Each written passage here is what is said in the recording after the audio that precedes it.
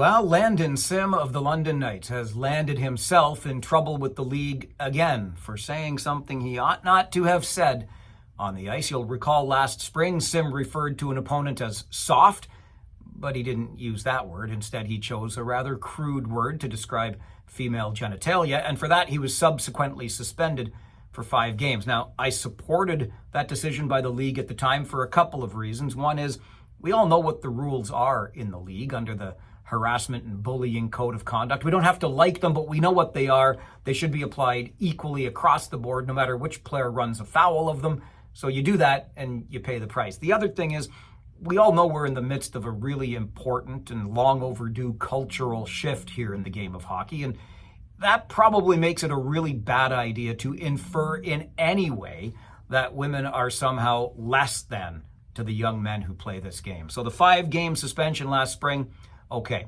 This fall, Sim is getting the 5-game suspension for calling an opponent a Mennonite. I'm a Catholic. If I got called a Catholic on the ice, would that be a 5-game suspension?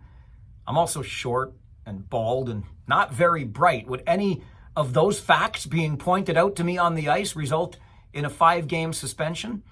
As you would expect, Sim's agent has come to his defense, pointing out that there's really no sliding scale here in the OHL's rules.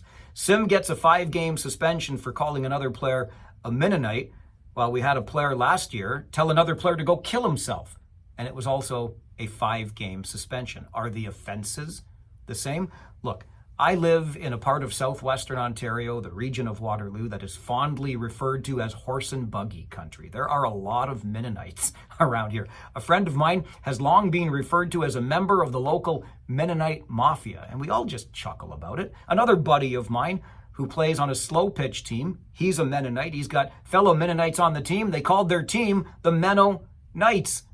Maybe in light of this, we should get the London Knights to change their name just for a game to poke a little bit of fun back at the league, because this one does come across as a little bit heavy-handed. I don't think the crime fits the punishment. What could perhaps be applied here is a warning. Let's make it a stern warning, a meeting with the league, an opportunity for education. Let's make this a teachable moment. And then if you do it again, throw the 5-game book at you. But this one does come across as heavy-handed. One of the reasons it might be coming across that way, though, or is being applied in a heavy-handed way, and don't forget about this, the Ontario Hockey League is a business, and a big one, and never has this business been more competitive, right? With the landscape changing and that NCAA ruling that makes competition for players more fierce than it's ever been, the Ontario Hockey League must protect its business interests at all costs. And if anyone should ever